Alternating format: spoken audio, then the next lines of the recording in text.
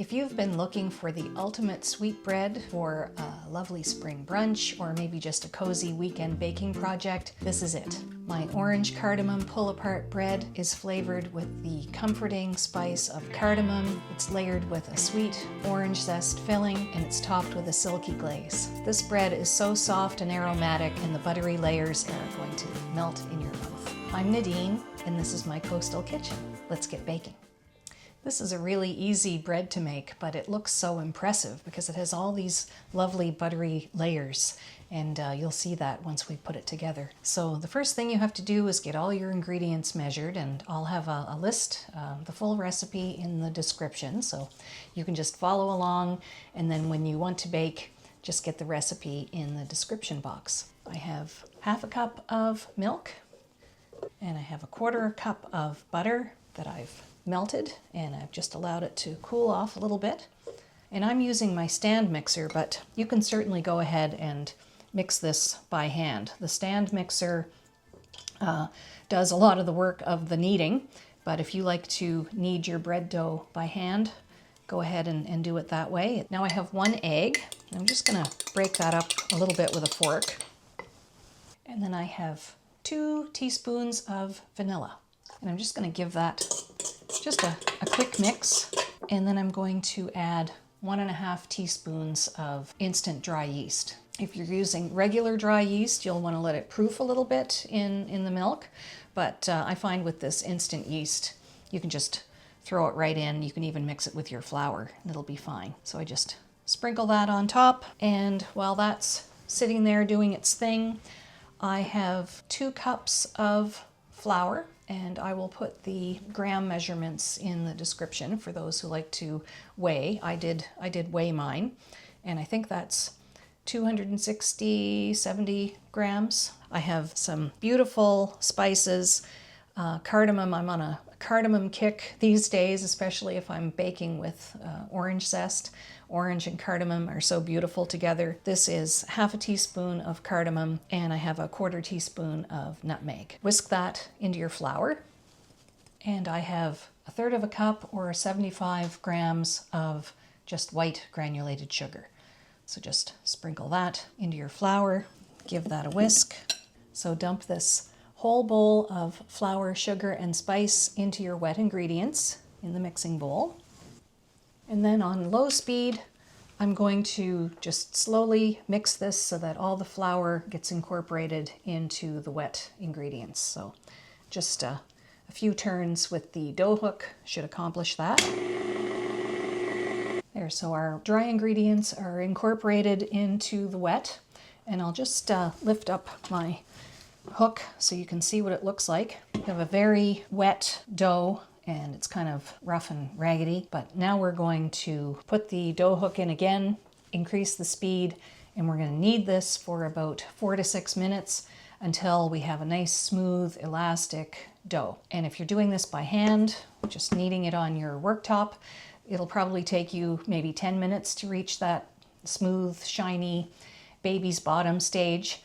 Whatever your preference is, go ahead and do that. Off we go. So this is the consistency you're looking for. You can take your spatula and scrape down any dough that is sticking to the sides of the bowl. And then it is a fairly sticky dough, so don't be alarmed by that. But if it does seem wet to you, you can knead in an additional tablespoon to 2 tablespoons of flour, but this should be fine. And now what I'm going to do is just wet my hands, and I'm going to give this a few turns in this bowl to shape the dough into a nice smooth ball. And then we're going to transfer this dough into a nice oiled dough bowl to do its rise for about 1 hour to 1.5 hours. So I'll just get rid of this dough hook so you can see what I'm doing a little better. A little water on my fingers, and wet fingers are your friend when working with sticky dough. So I'm going to give this a few turns and folds, and I have a large dough bowl here, and I've rubbed it with a little olive oil.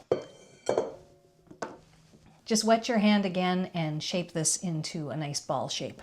So our dough is beautiful and bouncy, and now we're going to cover this with plastic wrap, put it in a nice warm spot in your kitchen, and let this dough rise for about 1 hour to 1.5 hours.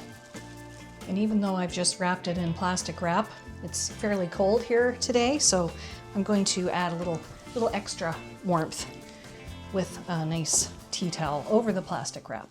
While my dough is rising, I cleaned up the kitchen a little bit, and I'm also going to work on the citrus filling for the Orange Cardamom Pull-Apart Bread.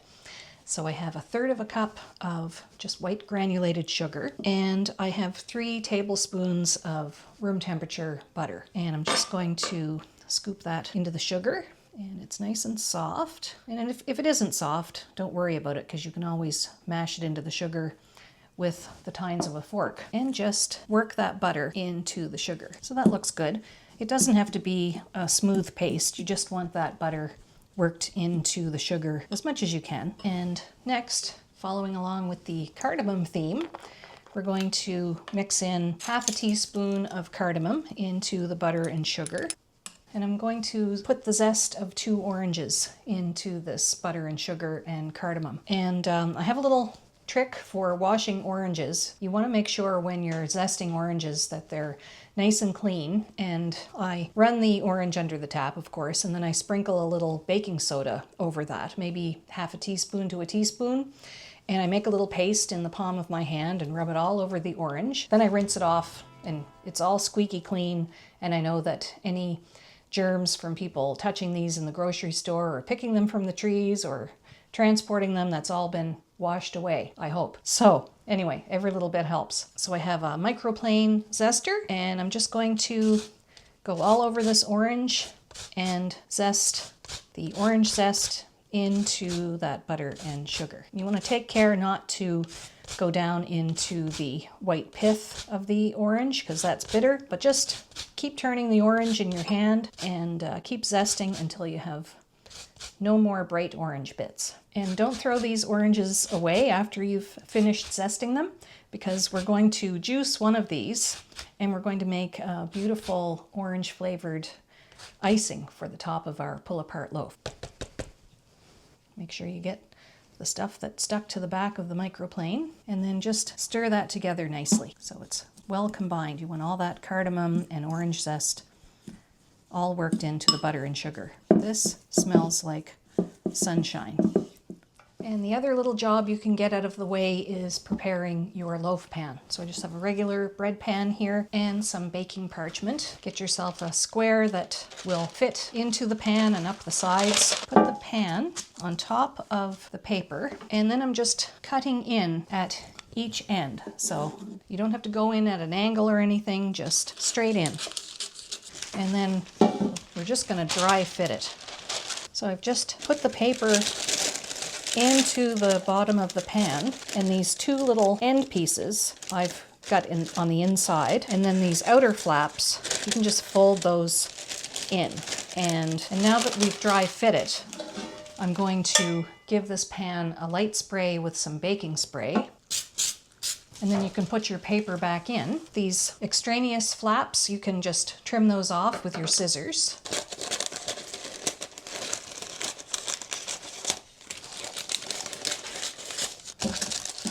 You can give the inside of the paper a nice light spray with cooking spray too. Now you can set this aside, and once your dough has fully risen, our pan is all ready to put the layers in place. Our dough has been rising for about 1 hour and 20 minutes, and it has just about doubled in size. I saved the plastic wrap because we can use this again for the next rise. And yes, it's nicely grown in size, and if you press it with your finger, it bounces back nicely. So it's ready to be shaped into our pull-apart loaf. So our next step is to shape and fill our dough. Punch it down a little bit and release it from the bowl. And I have just a little bit of flour here. I'm going to flour my board. And just gently take your dough and put it out on the floured surface. So now pick up a little bit of flour on your hands and dust a little bit over the top of the dough if you like, and try to shape this into a square.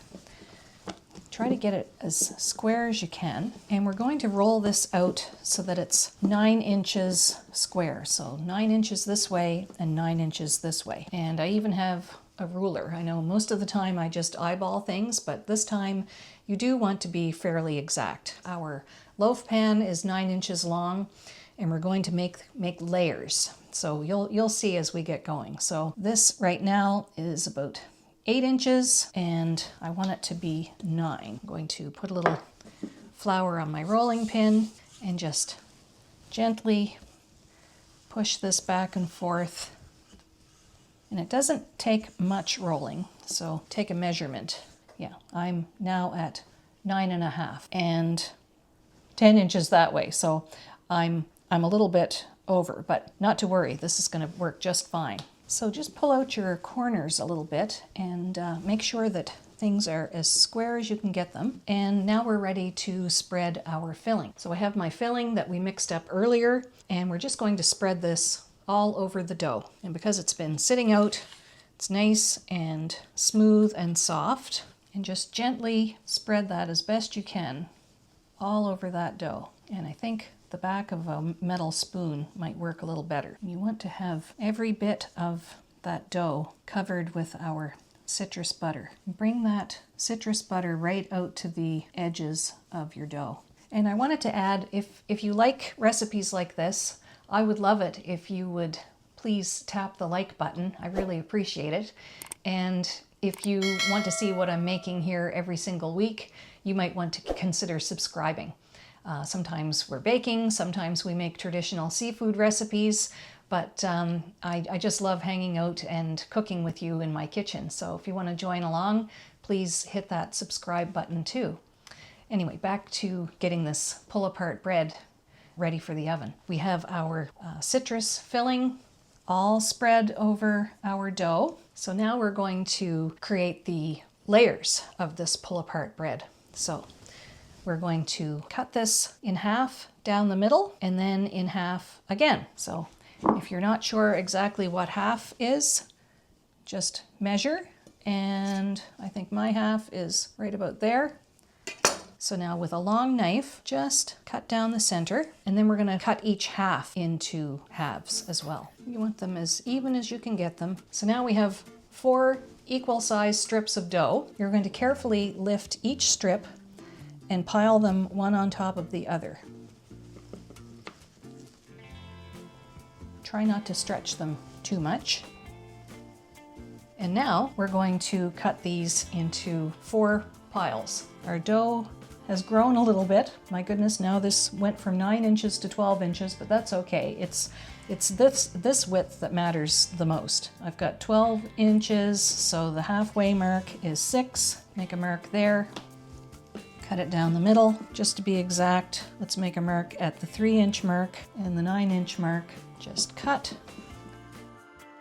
So now see how we have all these beautiful layers. So I have this at the ready. And we're going to stack these layers into the pan and put them so that they're standing on their edge. So here's our beautiful layers of dough and filling in between.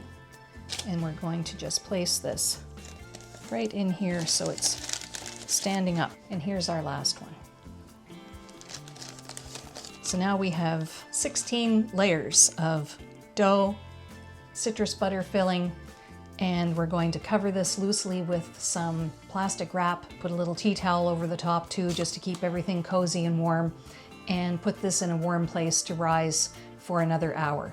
So this is a process, but it's a very enjoyable process, and the end results will be so worth it. So stick around and we'll let this dough do its thing, and then we'll be ready to put it in the oven. Our pull-apart bread has been rising in its loaf pan for about an hour, and now it's time to put the oven on. I'm going to preheat it to 375 Fahrenheit, and once the oven is up to temp, we can slide this into the oven to bake. Our bread has been in the oven for about 25 minutes, and everything is smelling amazing, so let's check and see if it's done. Ah, gorgeous. And the smell of that orange zest is fantastic. So it looks done. It feels done. It's very soft, but the way to tell for sure whether a bread is done is to take a read with a thermometer. So for a sweet yeast bread like this with lots of eggs and sugar, you want a temperature of about 180 to 185 Fahrenheit. So let's stick this in the center, right in between one of those layers, and see what we've got. We are at 185. This is done. So now we will let this bread cool for about 15 minutes in the pan, and in the meantime we'll whip up a little orange drizzly icing for the top. Our loaf was cooling in that bread pan for about 15 minutes, and then I just lifted it out using the parchment paper, and I've got it on this rack to finish cooling. And we can pull away some of the parchment paper, and you can see just how gorgeous that is with all the nice golden brown layers. And I'm going to keep the parchment paper here for now because I'm going to make a nice orangey drizzle for the top. So I've just put a little bit of icing sugar in this bowl. That's about 1/3 of a cup, maybe close to 1/2 a cup. You don't need a whole lot. This is just a little light sweet touch for the top. And I have that orange that we zested to make our citrusy orange filling, and so I'm just going to juice this. You probably won't need the juice of the entire orange. I'm thinking half the orange will do. Just pour that orange juice into the icing sugar. Barely needed juice from half an orange, so not a whole lot of glaze, but just enough. So just stir that until it's smooth. Okay, now I can spread back that parchment paper a little bit, but this is going to help us to catch any drips from the drizzle. And I'm just going to zigzag this over the top. My goodness, does that ever smell good? Wow. So the moment we have been waiting for. Doesn't that look gorgeous? All these layers of soft bread, and now we've put an orange drizzle over the top. Normally you wouldn't serve a bread by cutting it in the middle, but I just want to show you what it looks like as I pull it apart. How nice is that? Oh my goodness, so gorgeous. I'm just going to pull this layer apart too. Wow.